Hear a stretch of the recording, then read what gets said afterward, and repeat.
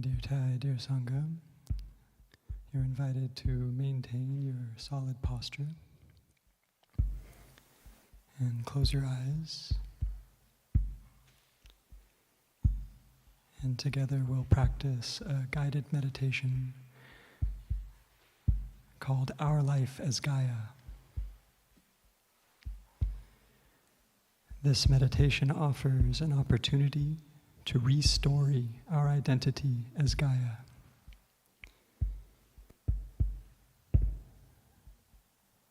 And to connect with a narrative that is larger than our human story.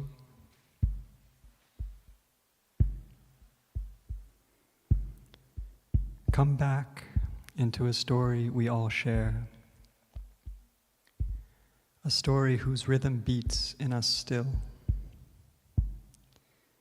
The story belongs to each of us and to all of us, like the beat of this drum, like the heartbeat of our living universe.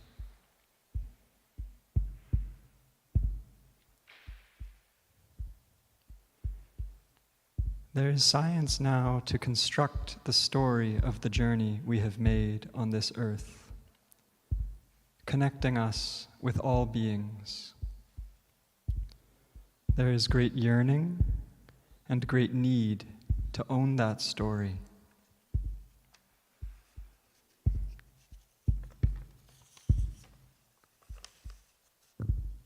To break free of our isolation, to recover our larger identity. The challenge to do that now is perhaps the most wonderful aspect of being alive today. It can give us the courage and high spirits to dance our people into sanity and solidarity. Let us remember it together.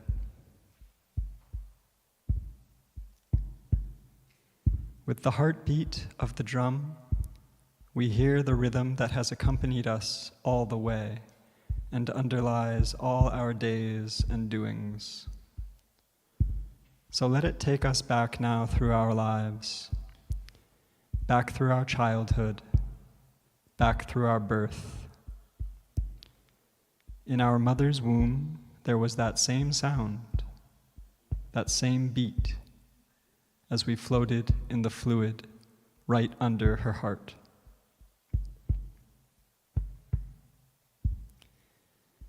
Let that beat take us back farther still.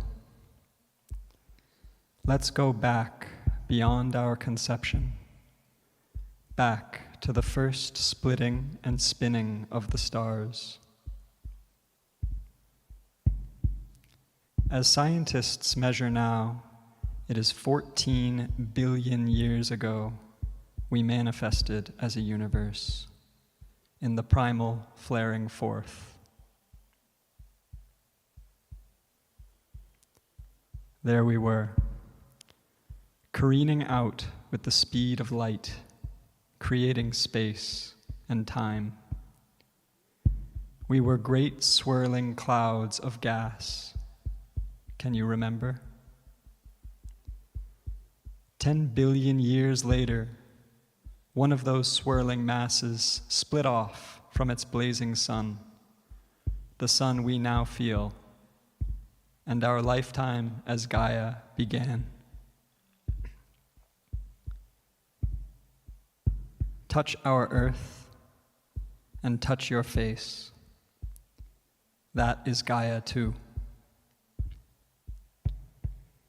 In this immediate planet time of ours, Gaia is becoming aware of herself through us.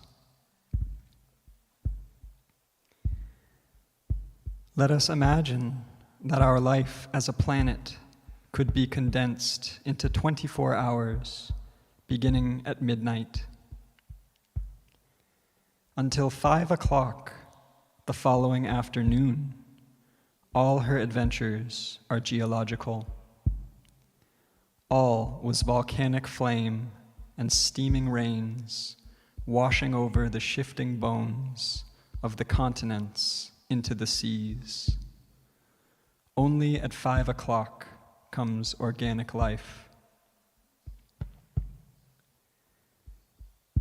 To the heartbeat of life in you and this drum, you too can shift free from identifying solely with your latest human form.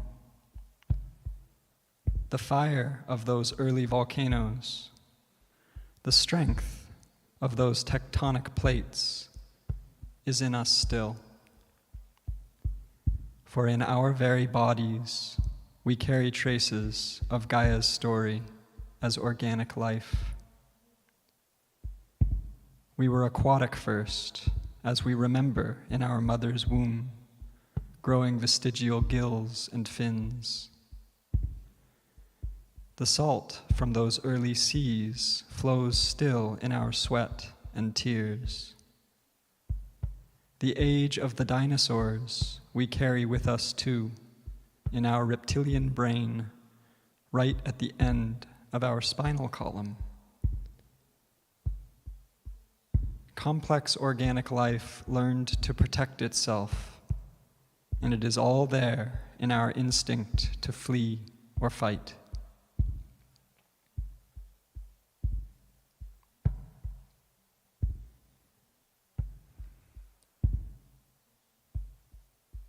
When did we appear as mammals? In those 24 hours of Gaia's life, it was at 11:30 p.m.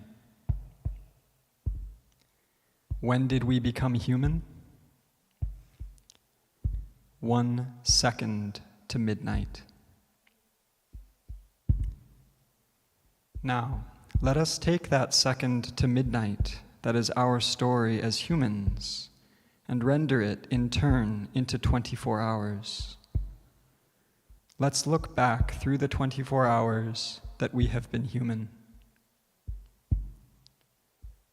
Beginning at midnight and until 2 o'clock in the afternoon, we live in small groups in Africa. Can you remember? We feel vulnerable. We haven't the speed of the other creatures, or their claws, or fangs, or natural armor. But we have our remarkable hands, opposable thumbs to help shape tools and weapons. We have in our throats and frontal lobes the capacity for speech. And we have each other. Grunts and calls turn into language as we collaborate in strategies and rituals. Those days and nights on the verge of the forests, as we weave baskets and stories around our fires, represent the longest chapter of our human experience.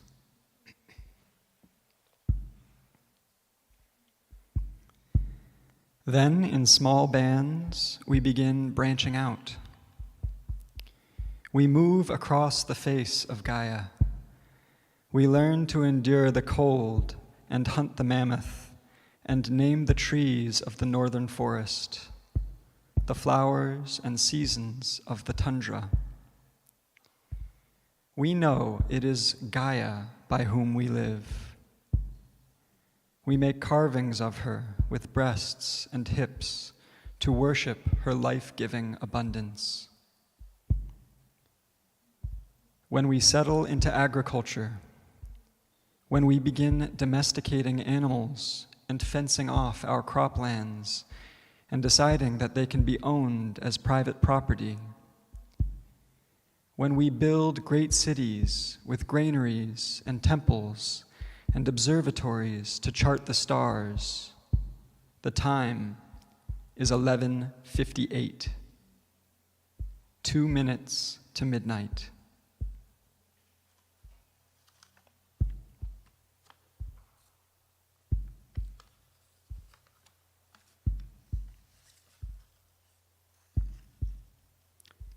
At 11:59 comes a time of quickening change. We want to chart the stars within as well as those we see in the skies. We seek the authority of inner experience. To free the questing mind, we set it apart from Gaia. We make conjectures and rules and heroes to chart our freedom to think and act. At 6 seconds to midnight appear the Buddha and Lao Tzu, and right on their heels come Jesus of Nazareth, Muhammad, and the great peacemaker of the Haudenosaunee. What now shapes our world, our industrial society with its factories, bombs, and bulldozers, has arisen in the last few microseconds of our day as humans. Yet, those few microseconds bring us right to the brink of time. For the forces our technologies have unleashed and the power they give to our fears and greed threaten all life.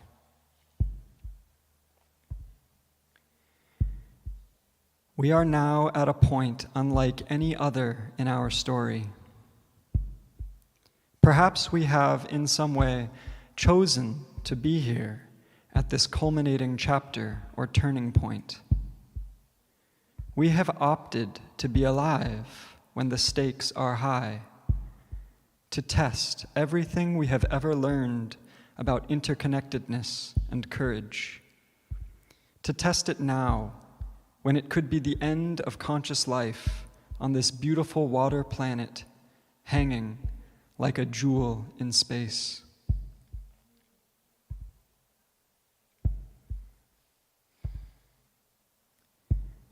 In primal societies, rites of passage are held for adolescence because it is then that the fact of personal death or mortality is integrated into the personality.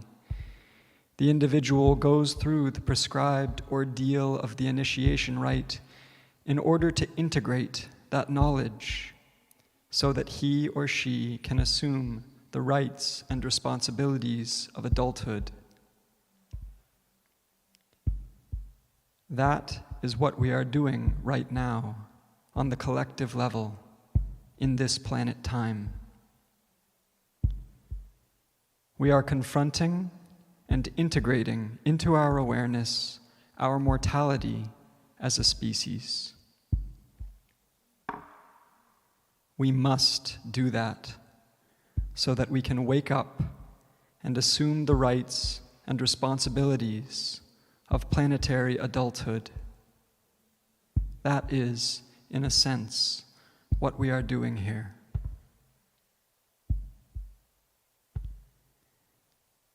When you go out from here, keep listening to the drum beat. You will hear it in your heart. And as you hear it, remember that it is the heartbeat of the universe as well, your larger self. When you return to your communities to organize, saying no to the machinery of death and yes to life, remember your true identity. Remember our story. Clothe yourself in your authority. You were not born yesterday. You know in your heartbeat and bones the precarious, exquisite balance of life. Out of that knowledge, you can speak and act, not only for yourself.